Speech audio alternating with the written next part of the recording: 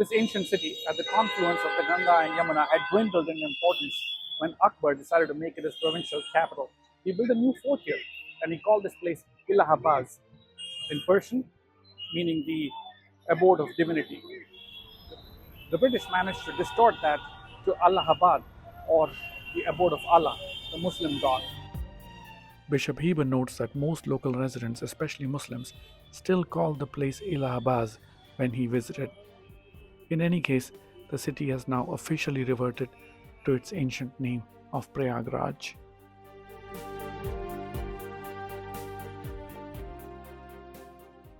By the time of the bishop's visit, Allahabad had fallen on hard times.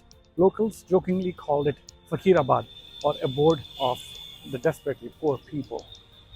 Its fortunes were being revived by the establishment of the precursor of the High Court, but it would take several years actually. Heyday of Allahabad came after 1857, when a brand new white town was built with its ordered streets, tree-lined avenues, and large mansions.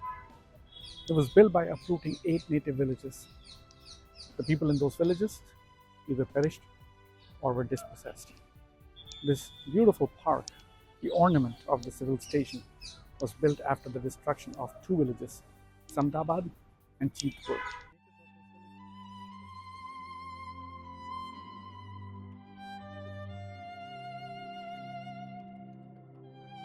This canopy once housed a statue of Queen Victoria, the Grand Monarch of the British Empire, one of hundreds of statues of Queen Victoria throughout the British Empire.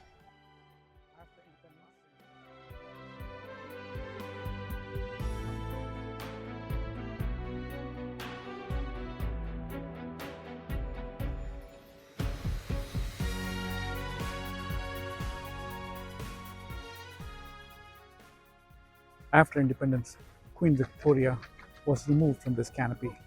But unlike the natives of these villages that existed here, she found a new home. She now lives in quiet obscurity in the Lucknow Museum.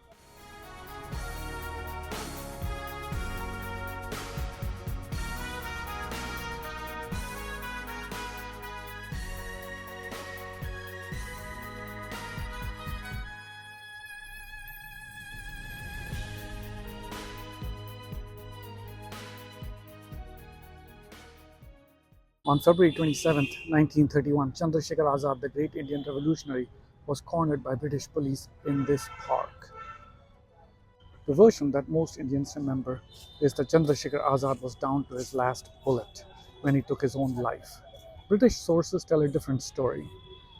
Chandrashekhar Azad fought valiantly, injuring the superintendent of police and the DSP. He was finally killed in a hail of bullets. The person that killed him, John Reginald Hornby Natbauer, went on to live a long life.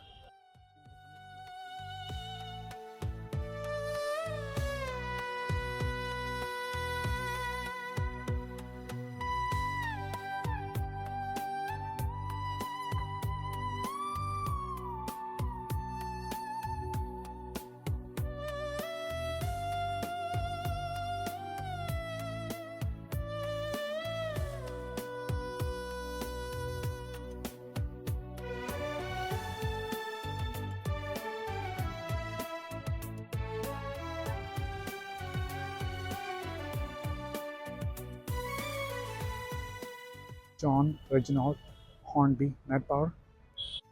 All 5 names are mercifully forgotten now, whereas Chandrashekhar Azad, his mustachioed face and his muscular silhouette is familiar to every Indian.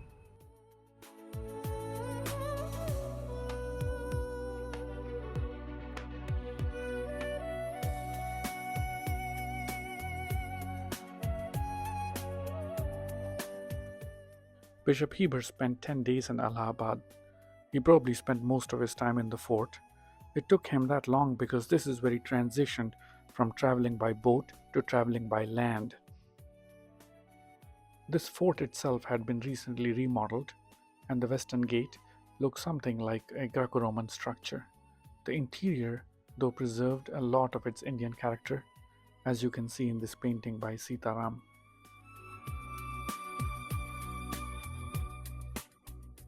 In Allahabad, Bishop Heber had to deal with significant delays in finding workmen like carpenters or blacksmiths because this was Ram Leela festival time and everyone was busy with the festival. Bishop Heber notes that this was essentially a show, almost entirely divested of religious character, so as to be attended even by Muslims without scruple.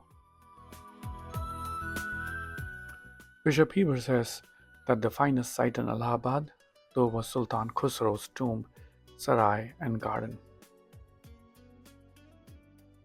Solemn, striking, and rich, this is one Indian architectural structure that does not seem to disappoint Bishop Heber. Khusrau Mirza was the oldest son of Jahangir and his first wife, Manbai. He was Akbar's favorite grandson, and many felt that Akbar favored him over Jahangir, but in the end, Akbar reconciled with Jahangir on his deathbed and made him the emperor.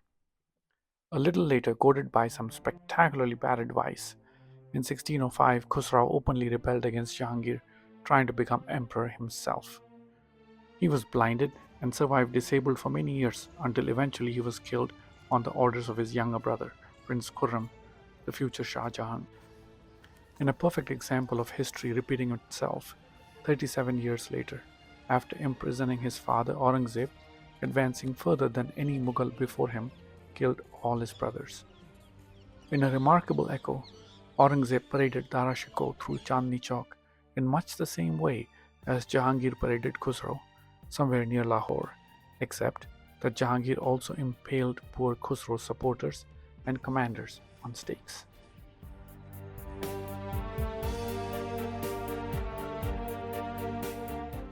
Khusrau's unfortunate mother, the Rajput princess Manbai, is also buried in this complex.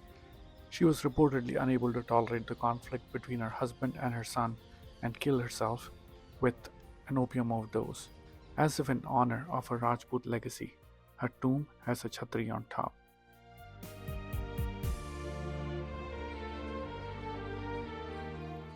This is also the location where Maulvi Liaquat Ali proclaimed his independence from the British in 1857, and a short distance from Allahabad Fort, which the British never lost.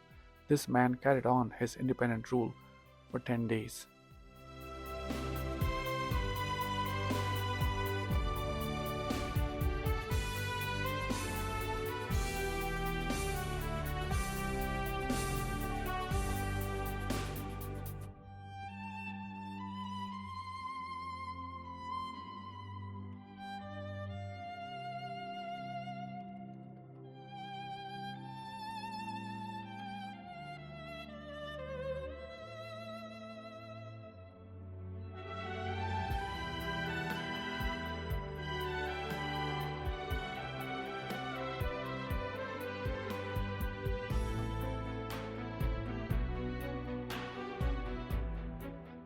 I am at Minto Park in Allahabad. This was the site of the old Jama Masjid where David Ochterlony lived around 1808 when he was stationed as the commander of the Allahabad cantonment. It was from Allahabad that David Ochterlony led his campaign against the Gurkhas. He was in fact the first to recognize the Gurkhas' fighting prowess and incorporate them into the British army. This mosque was then in ruins, and a few years later, a local judge, Courtney Smith, petitioned the government in Kolkata to restore the mosque to local Muslims and to renovate it. That was eventually done, as the British were trying to win the sympathy of the local population, and it was a popular measure, as documented by Bishop Heber.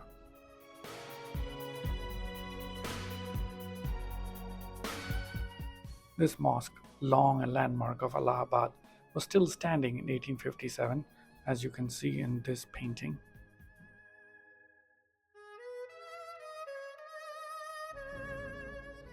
After 1857, there was no reason for the British anymore to try to win over the local people and their sympathies when they could be just scared, bludgeoned into submission.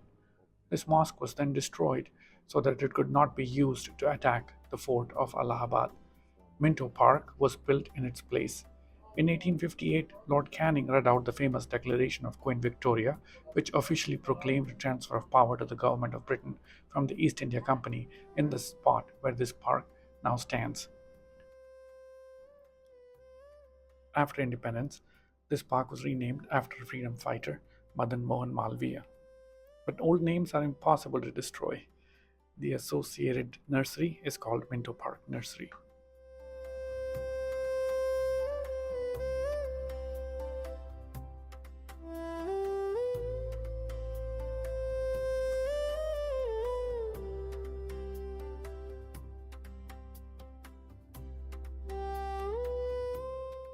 Bishop Heber finally left Allahabad on September 30th, 1824.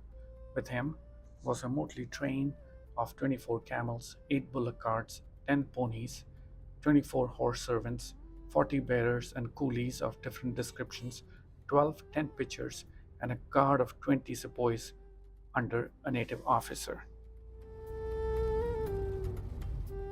He noticed that every traveler they crossed was armed, some with swords and shields, spears, and one with a bow and quiver full of arrows.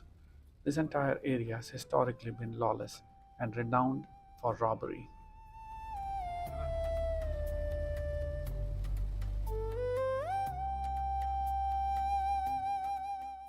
Kara is an ancient city, capital of the province of Awadh during the Sultanate era for centuries, through to 1570s when Akbar built Allahabad fort and made that city the capital.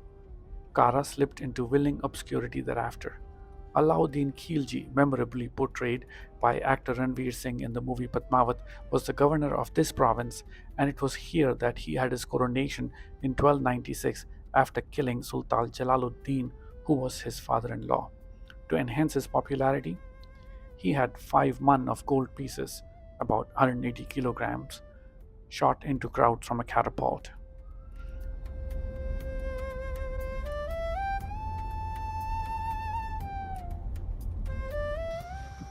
Bishop Heber noticed extensive ruins in this area, including this one, tomb of Kamal Sheikh.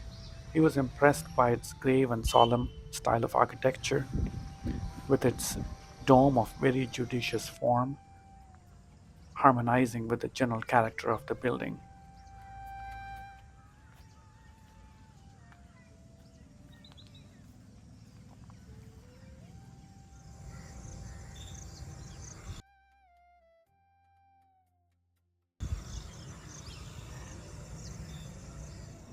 Today is October 5th, 2024, and I crossed paths with Bishop Heber, who stayed near here in Sarai Munda exactly 200 years ago to the day. Bishop Heber and his motley crew had a hard time going through this area, mainly because of really heavy rains. There is now a spanking 3-lane highway, which makes this journey very easy. I take a detour through the evocatively called Mughal Road. This is a much smaller road going through prosperous countryside. This entire area was mercilessly devastated after the 1857 mutiny. It bore the brunt of the wrath of a vengeful empire and its genocidal religious fanatic leaders Havelock and Neil.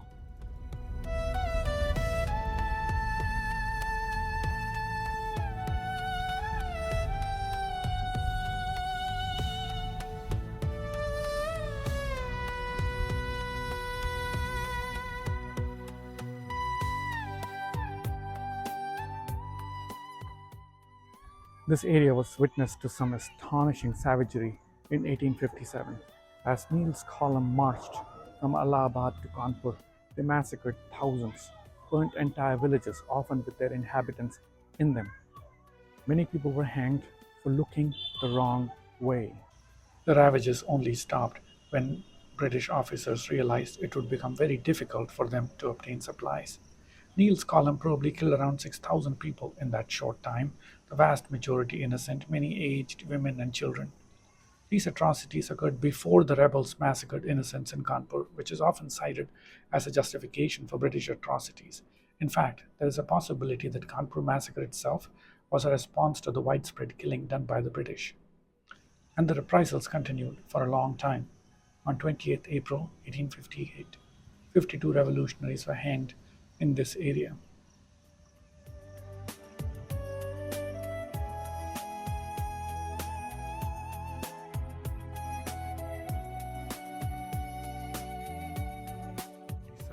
When I visit, there is a gaggle of school children here for a picnic.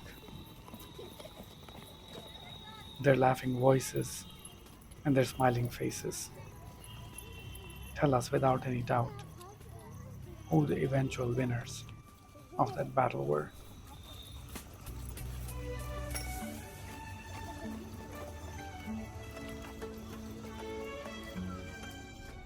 A short distance up the road is the old town of Khajuha, which must have been important at one point but today looks fairly decrepit. There are monuments all over this town, but the one that I've come to visit is Bagh Badshahi, the monument to the Battle of Khajuha, which was fought on January 5th, 1659, between Mughal Emperor Aurangzeb and his brother Shah Shuja. Shuja's army had the advantage of elephants, but Aurangzeb prevailed and Shuja was completely routed. He was eventually driven from here to Arakan, where he perished. Set in a classic Mughal Charbagh garden, Aurangzeb's pavilions are delightfully preserved in complete obscurity.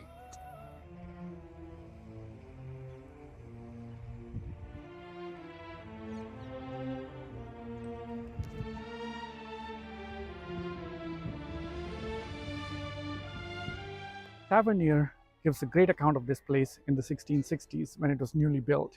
He notices that Aurangzeb had renamed this place Aurangabad, a name that never stuck. He fed a pet rhino here, and most importantly, he saw the entire annual tax revenues of Bengal being carried on ox carts to Delhi.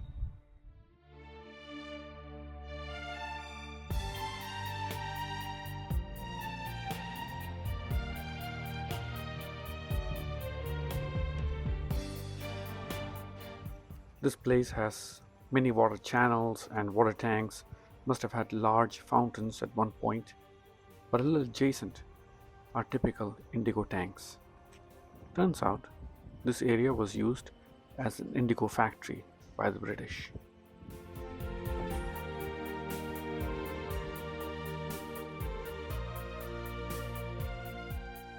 Bishop Heber was underwhelmed by Kanpur, the largest cantonment city in Awadh. It had absolutely nothing to see. That was to change dramatically in 1857, when this became first an electrifying rallying cry for British soldiers and then a place for pilgrimage.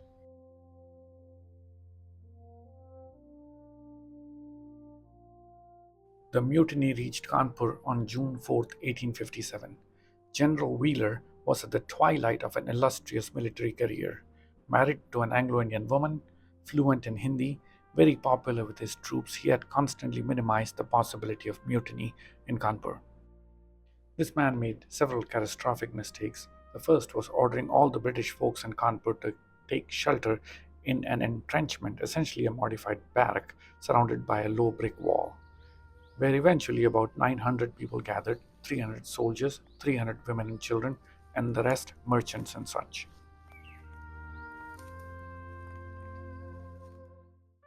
Against him was Nana Sahib, the adopted son and heir of the Peshwa, who the British had disinherited from the rich pension that the Peshwa enjoyed. Nana had appealed unsuccessfully to the Queen, was likely resentful of the denial, but by all accounts got along very well with the British. Nana and the rebels were planning to go to Delhi to join Bahadur Shah Zafar, but then changed their minds and decided to turn on Kanpur first. The British in the entrenchment were attacked by Nana Sahib at 10 a.m. on June 6, 1857. Over the next 3 weeks, this place was hell on earth. All were constantly hungry and thirsty, many killed in fires, died of disease, got picked off by snipers, including Wheeler's son, who was decapitated. Some accounts talk about stray dogs being eaten in desperation in this fort of despair.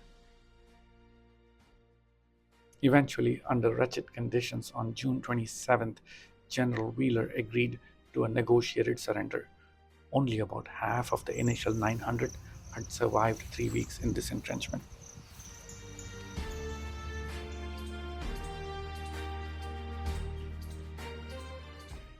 I am at Sati Chora Ghat.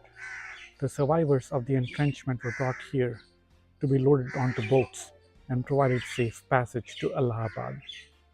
There was a huge crowd here, upwards of 10,000 people. Folks were loaded onto boats provided by a boatman by the name of Hardev Malla. It was before the monsoon, and the river was shallow, and there were many sandbanks, and many of the boats got stuck. In the ensuing chaos, shots rang out. A full blown firefight started, and more than 250 of the survivors killed or drowned right here at Sati Chowra Ghat. The remaining were taken prisoner to Bibi Ghar.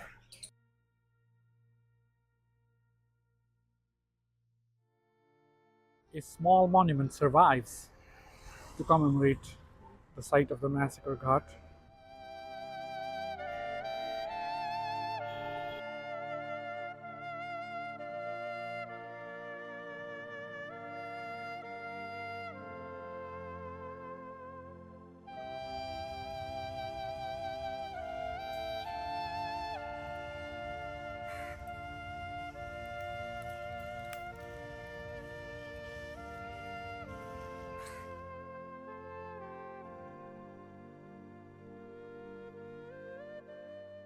Survivors of the massacre at Sati Chowra Ghat, women and children, were brought here and housed in the Bibi Ghar, a house belonging to courtesans.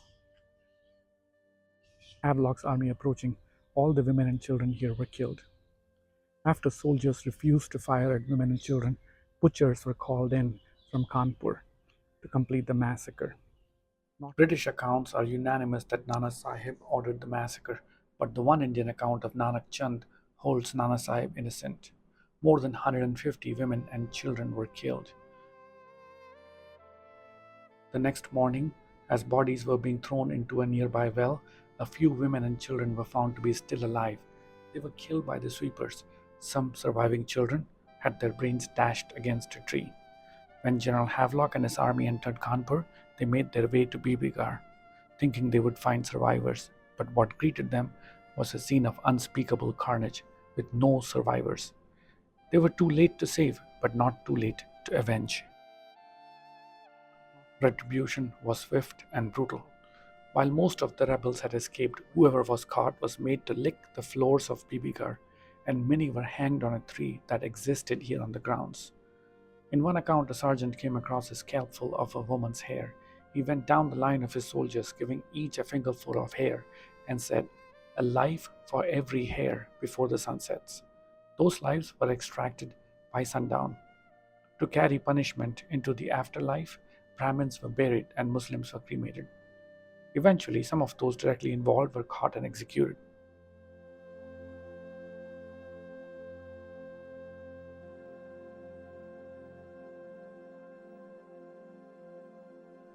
After much discussion, a Gothic memorial replete with a statue was installed here, and this was the most visited site by British in India till 1947.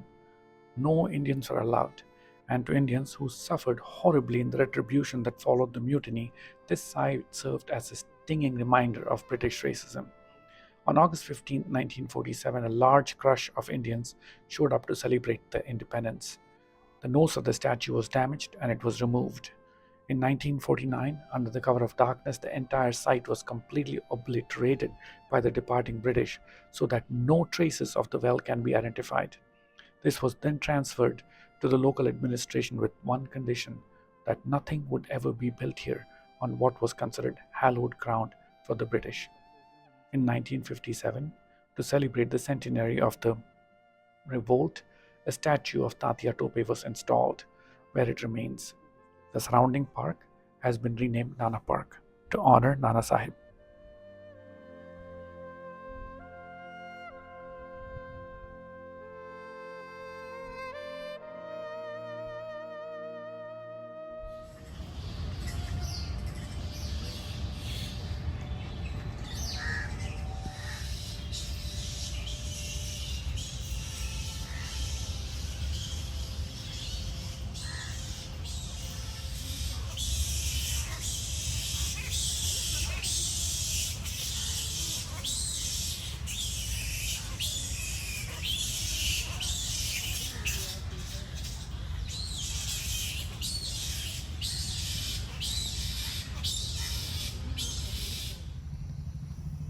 The Memorial Well monument was moved to the grounds of this quiet church in the garrison of Kanpur.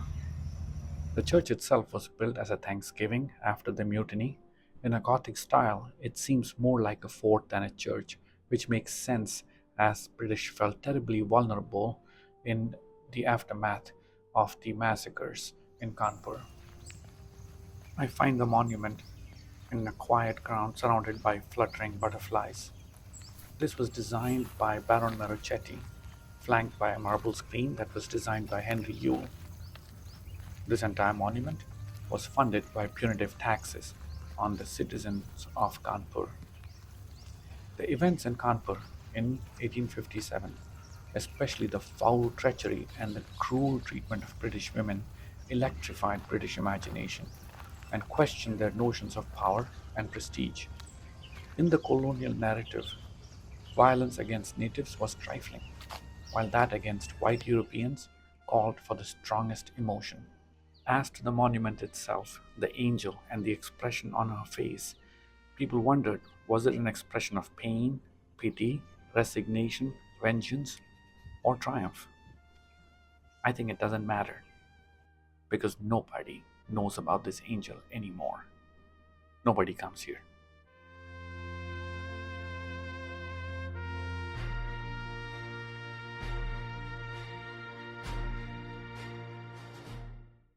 Even as I ponder the legacy of the British Empire in India, it is important to remember that most thought that colonialism was a natural state of affairs. According to Karl Marx, that great liberator of oppressed people, the question was not whether the English ruled India. It was just that if we preferred the British ruling India to the Turks or Germans or Russians.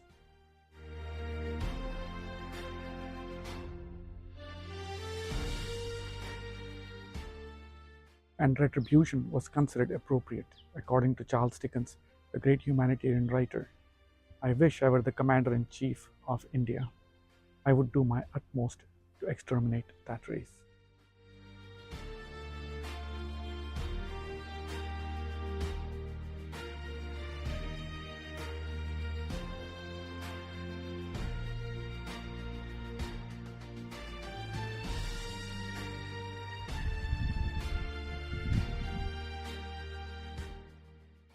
So, at the end of the War of 1857, about 6,000 British lives were lost, many of them to disease. The toll on the Indian side was at least 100 times more, and according to some recent innovative research, may have been 1,000 times more.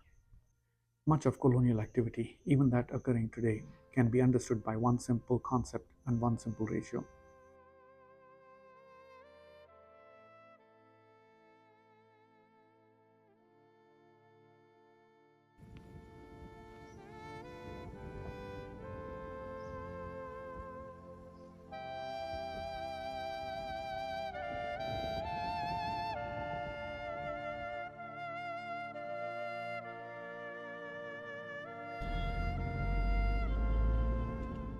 Bishop Heber must have been looking forward to visiting Lucknow.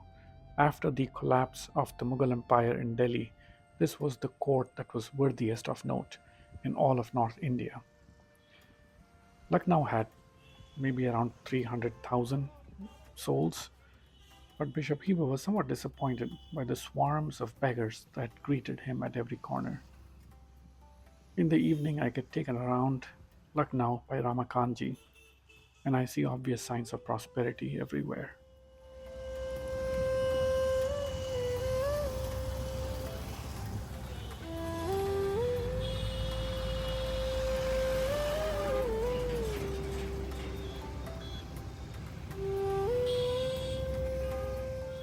Bishop Heber spent much of his time at the residency, but this evening I start by visiting the tomb of his host in Lucknow, Ghaziuddin Haider. The rulers of Awadh had styled themselves as Nawab Viziers out of respect for the Mughal Empire. Ghaziuddin Haider was the first, under the instigation of Marquess of Hastings, to call himself a king and to mint coins in his own name. It's late in the evening when I arrive at the mausoleum of Ghaziuddin Haider. The mausoleum sits inside a walled enclosure, and as I look at the gateway, I see a large poster extolling Hassan Nasrallah.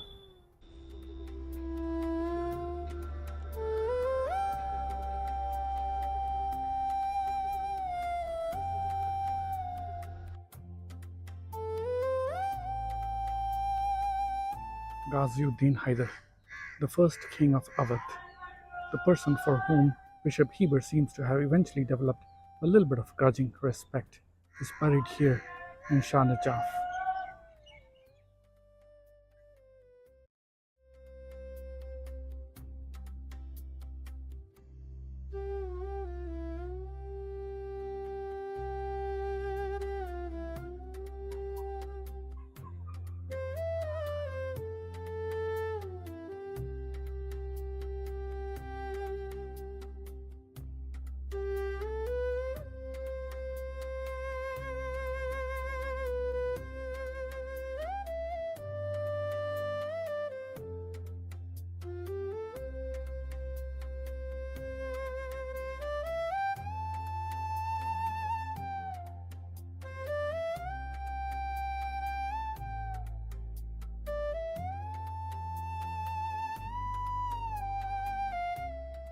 This quiet mausoleum, with all its signs of Shia religious fervor, was a site of brutal battle in 1857.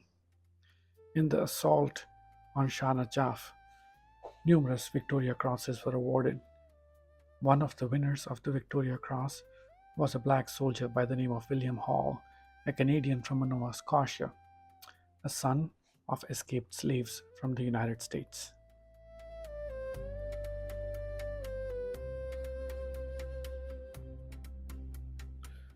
The evening ride through the streets of Lucknow brings me across multiple buildings and gateways, all of which deserve several hours to look at.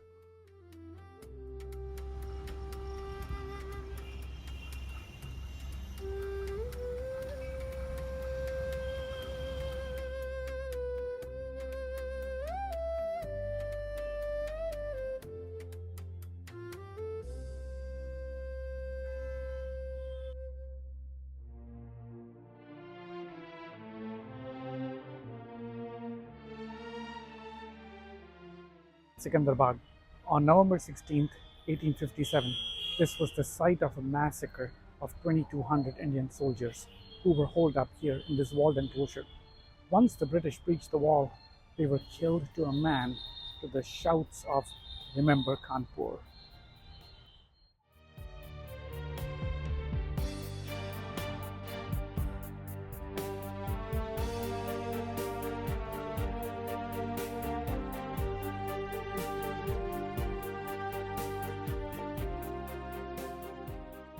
Formerly, this was a pleasure garden for the Nawab. Not much of that is left here. In the fight for Secunderabad, a British officer noticed that many of them were getting hit by bullets coming from above, from a tree. The British officer was able to shoot the sniper, and when they came down, found that this was a woman. Now, many believe that this was one of the African troops of the Nawab employed in the personal bodyguard of the Nawab. But there are also those who believe that this woman was a tribal, a warrior trying to keep India free. And in the end, just like Tilka Maji in Bhagalpur, it does not matter if Uda Devi was the outpouring of a long suppressed memory or a post colonial myth. What we choose to remember and who we choose to celebrate tells more about us than about what actually happened.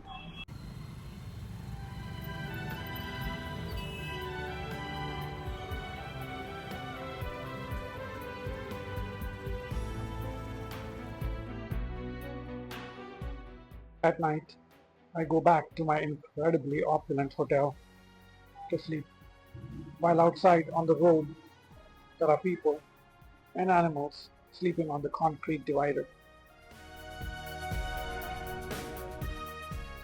The place in India preserves the scars of 1857 so vividly and in such detail as the residency in Lucknow.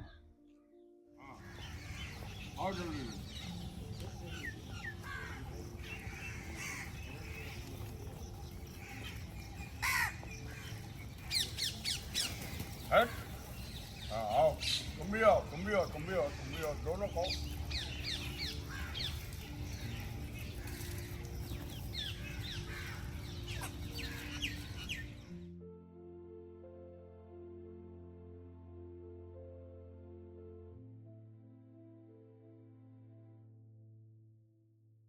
On 1st July 1857, the British had smartly decided to concentrate whatever meager resources they had here in the Residency. From then till September, there were many large-scale assaults, but all were repulsed. On September 23rd, 1857, Havelock and Outram fought their way into the Residency. Realizing they did not have the firepower to evacuate, they stayed put.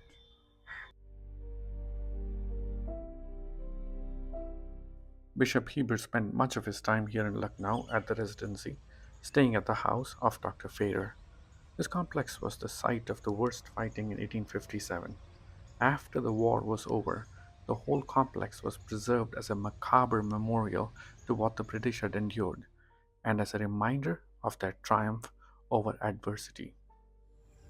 In the words of Lord Canning, the Governor General, there does not stand recorded in the annals of war an achievement more truly heroic than the defense of the Residency at Lucknow.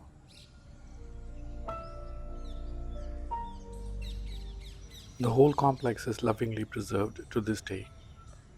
To me, this is a reminder of the futility of war, the fleeting nature of triumph, and the changing nature of human memory. This complex is now a record of Indian fortitude in the face of a relentless and determined racist colonial power. The resident at Lucknow from 1822 to 1830 was Mordaunt Ricketts. He had risen through the ranks of the Bengal civil service, previously served as a collector in Shah Jahanpur and Gorakhpur. Eventually, he had to retire under a cloud of corruption allegations and return to England in 1830. Notice in this painting, he wears a pendant that depicts Ghaziuddin Haider, technically his boss. This was a man born in privilege. We actually have a painting of him as a child. Bishop Heber officiated at the second marriage of Ricketts with Charlotte Fitzgerald Ravenscroft on November 1, 1824 at the Residency. Nawab Ghaziuddin Haider himself was a guest at the wedding.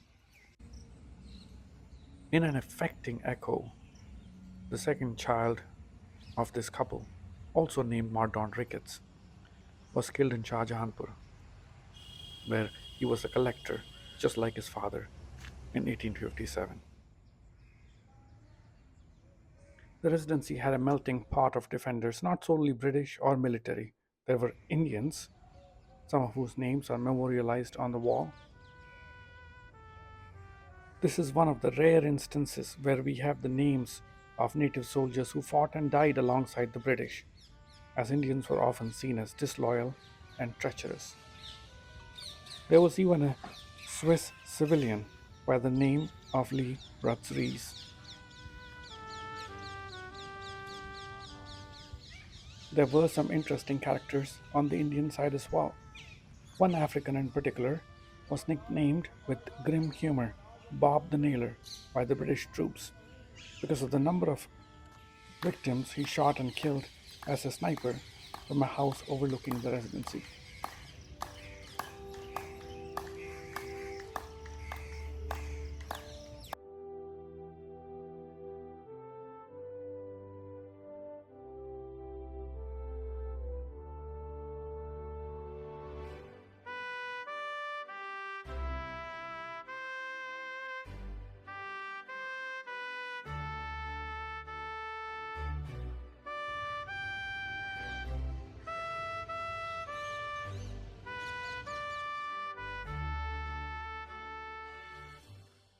This is the ruin of the great banqueting hall of the Residency.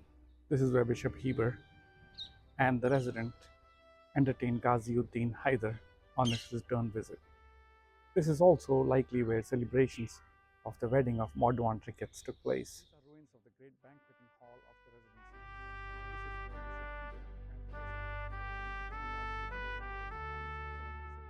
These visits took place with the most rigid protocol possible. Everything that happened during the bishop's visit to Chhattar Manzil was replicated right here.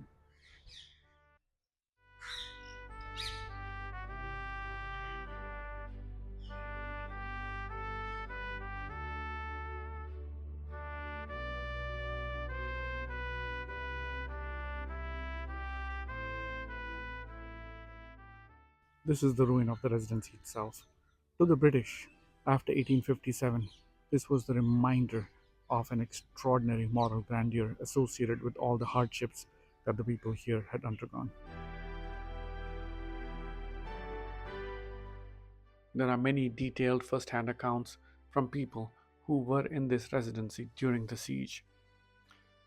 They are rich in detail and document all the travails felt by these people who were the aristocracy of the time. The servants deserted in large numbers because they were exposed most of the time and shot at and killed in large numbers. The women had to cook their own food and wash their own clothes.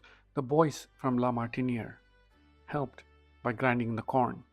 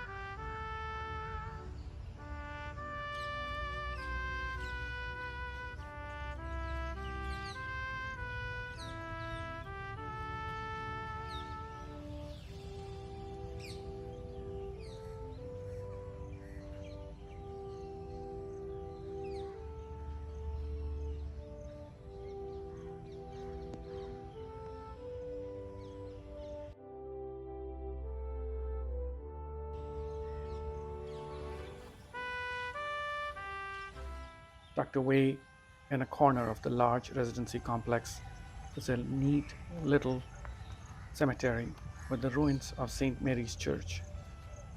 In the wall of the church is a small plaque that highlights the contrast between the British and the Indians.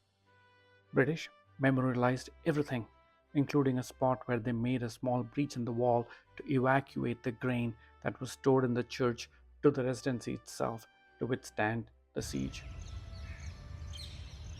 There is literally nothing that memorializes what actually happened during the siege on the Indian side.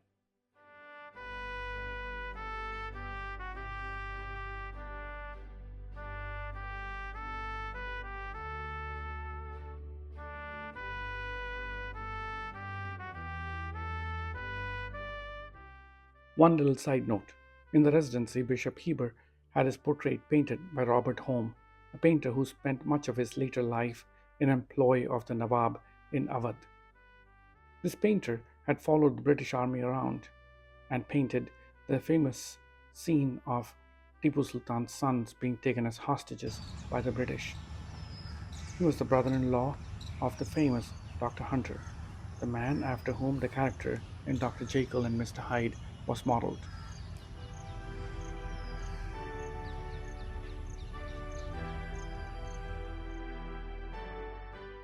Each era, like every society, has its own regime of truth, and here in this park, right next to Parivartan Chowk or Change Square, is an astounding reminder that the regime of truth can and does change. This park is dominated by a statue of Raja Jailal, now celebrated as a hero of 1857. Completely ignored in the back of the park and oddly whitewashed, a little like the history of the revolt itself, stands a memorial to the victims that Raja Jailal was supposed to have killed in cold blood.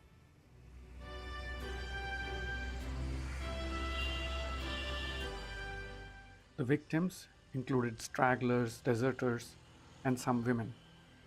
On 1st October 1859, Raja Jailal was caught and executed at the very spot where the Europeans were killed.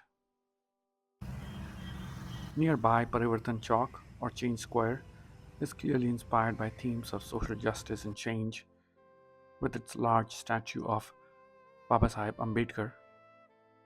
But oddly enough, the large main monument itself seems to be inspired by this small, humble monument left behind by the British.